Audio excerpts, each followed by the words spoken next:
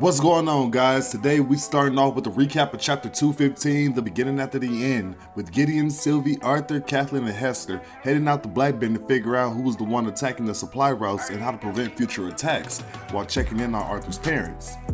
Upon arrival, they witness a gruesome scene of dead soldiers and magic beasts, but Arthur's parents and the Twin Horns are fine, more or less. After briefly catching up with his mother and father, Arthur then sets a plan in motion to secure the supply routes by creating magical trains that can transport the goods without worries. Chapter 216 picks up where we left off, with Kathleen asking Arthur to spend the night, then immediately realizing what she just said and tries to take it back, explaining it's been a long day and the only things her and Arthur have to do tomorrow are train, so could they stay for dinner. Arthur laughs at the idea of her of all people playing hooky and says he'll leave all their worries for tomorrow and order enough Hennessy that'll make Bun jealous. As the chapter continues, we see Hester and Arthur drinking, talking about Kathleen and how her reserved personality made it hard for her to make any true friends. She thanks Arthur and tells him to never change. Arthur goes on to say it's because of Hester that Jasmine and Kathleen are such great people. Hester goes on to say she didn't know Arthur's parents traveled with Jasmine and the Twin Horns.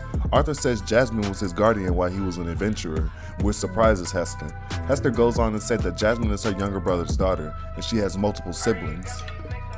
These revelations confuse Arthur and Sylvia a little bit. Hester continues her story saying her brother, Jasmine's dad, had a lot of pride, and due to this pride, he wanted her to become a dual elementalist, and when it became clear she could only use wind magic, he kicked her out. Hester goes on to tell Arthur not to bully her little brother for being an asshole, and Arthur says he's not going to fight Jasmine's battles for her, so she has no worries. As the chapter continues, a few bad bitches pull up on our boy Arthur, trying to have a few drinks, but they're instantly cop blocked by Kathleen, who appears and says Arthur is off duty as she marks her territory.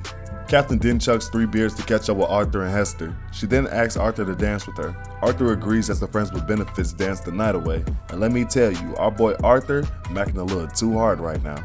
As the chapter comes to an end, we see Tess hit her friends in the arm. He asks Tess why she hit him so hard. Tess goes on to say it's because she felt a rush of anger for some reason.